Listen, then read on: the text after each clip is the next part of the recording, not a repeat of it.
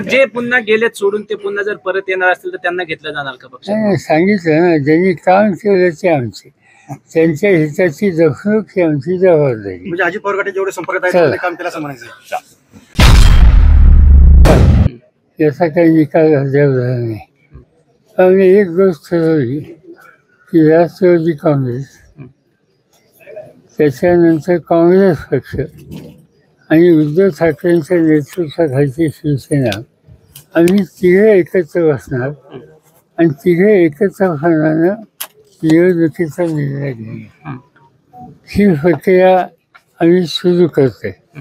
साधारणतः प्रत्येक पक्षामध्ये अंतर्गत चर्चा सुरू आहे आणि येत्या 2-3 आठवड्यामध्ये आम्ही तिघे एकत्र बसू.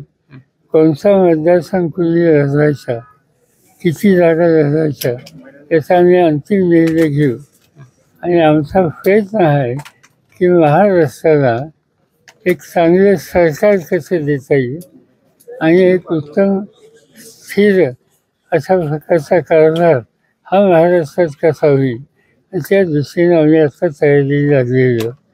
आणि ही तयारी करायची असेल तर राज्याच्या वेगवेगळ्या जिल्ह्यात जाणं, तिथल्या लोकांशी सुसंवाद साधणं, एकवाक्यता करणं, ही प्रक्रिया आता सुरू केलेली आहे. आणि त्या भावनेनं काल मी तुमच्या अहमदनगर जिल्ह्यामध्ये हा जो आदिवासी ट्रॅक आहे, हा अकोल्याचा, तो अकोला, संगमनेर, नगरचा काही भाग असं करून मी आज रात्री मुक्कामाला इथं आलेलो आहे.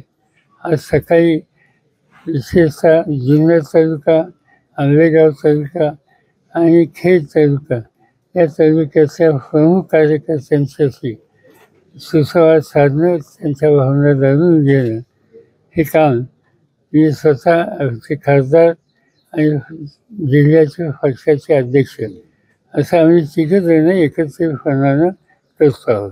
खरं तर काँग्रेसला लोकसभेला महाराष्ट्रात सर्वाधिक जागा मिळाल्या, त्या अनुषंगाने काँग्रेस आता विधानसभेला सुद्धा जास्त जागांची मागणी करते. नाही, असं की प्रत्येकजण जागा मागत असतो. प्रश्न ज्या जागा दिल्या त्यामुळे जागा आल्या. राष्ट्रवादी काँग्रेस पक्षाने 10 जागा दिल्या, पण 10 ते 8 आल्या. तुम्ही जर टक्केवारी बघितली किंवा गुणवत्ता किंवा स्थायिक रेट बघितला तर आज राष्ट्रवादी काँग्रेस क्रमांक 1 आहे. पण आम्ही 1, 2, 3 असं काही मानत नाही. आम्ही सगळेच एकत्रपणानं लोकांच्या होऊन जातो. 5 वर्षाच्या पूर्वी जी निवडणूक झाली त्या निवडणुकीमध्ये काँग्रेसला 1 जागा मिळाली आणि राष्ट्रवादीला 4 मिळाल्या. आज त्याच पक्षांना महाराष्ट्राच्या जनतेने 48 पैकी 31 जागा दिल्या आणि याचं श्रेय हे सामान्य जनतेला आहे. खरं तर वागणकांचा मुद्दा राज्यात सध्या गाजतो. असली वागणकं की नकली, त्यावरनं सुद्धा खरं तर राजकारण. मला स्वतः त्याची काय माहिती नाही, त्यामुळे त्याचे करून जाणकार असतील त्यांनी त्याचा निर्णय घ्यावा. विशाळगडावरती जो काय मुद्दा घडलेला आहे त्या संदर्भात तुम्ही तिथे जाणार आहात? नाही, असं आहे की आत्ता त्याच्यामध्ये काही झालं, त्याच्यात 2 भाग होते. एक घरावरचा भाग आणि घराच्या खाली एक मुस्लिम समाजाची उंची लोक असतात तिथला भाग होता. साधारणतः जी माहिती घेतली त्याच्यातून असं दिसतं की घराच्या खाली मुस्लिम समाज जो राहत होता त्यांच्यावर कारण नसताना हल्ले झाले. हे हल्ले करणाऱ्या कोल्हापूरचं कुणी होतं असं दिसत नाही. बाहेरनं लोकांनी येऊन हा उद्योग केलेला दिसतो आणि त्याची नोंद आता हायकोर्टाने सुद्धा घेतलेली आहे. हायकोर्टाने काल काही गाईडलाईन दिलेली आहे. अपेक्षा असं करूया की तिथे शांतता प्रस्थापित होईल आणि असं जे चित्र आहे ते दुरुस्त होईल.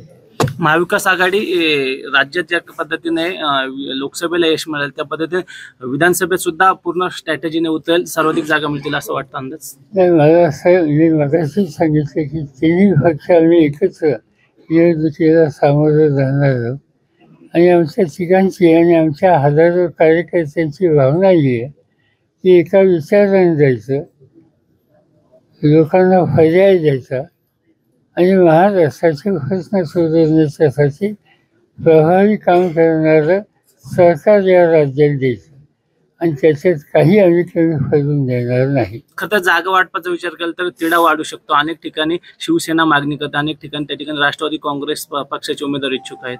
आणि मुद्दा असा आहे की मागणी सगळेच करतात, पण आम्हाला खात्री आहे की आम्ही प्रश्न सोडू. जसं लोकसभेला काय झालं, मागणी होती पण एक विचाराने निर्णय झाले, तसंच इथे होईल, काही अडचण नाही. आजपर्यंत शिरूर लोकसभा मतदारसंघामध्ये तुम्ही कार्यकर्त्यांशी वार्तालाप करणार आहात, मात्र या ठिकाणी इच्छुकांची तुम्ही बैठक घेणार आहात. अनेकांची इच्छा आहे, अनेकांनी त्यांच्या भावना व्यक्त केल्या. त्या इच्छा आहेत, आंबेगावमध्ये आहेत, खेडमध्ये आहेत. साहजिकच आहे, कार्यकर्त्यांची अपेक्षा असते आणि कालच्या निवडणुकीमध्ये याच कार्यकर्त्यांनी प्रचंड कष्ट केले. त्यांच्या प्रयत्नाच्यामुळं आमच्या या जिल्ह्याच्या या सगळ्या जागा चांगल्या मतांनी विजयी झाल्या आणि त्या कार्यकर्त्यांची स्वतःच्याबद्दलची सुद्धा अपेक्षा असली तर काही चुकीचं नाही. आम्ही त्यांना एकत्र बसू, एक वाक्यता करू आणि लोकांना फायदा येईल. खरं तर तुमचे कधी काळचे सहकार्य असलेले दिलीप वळसे पाटलांच्या मतदारसंघात तुम्ही आज जनता दरबार घेणार आहात.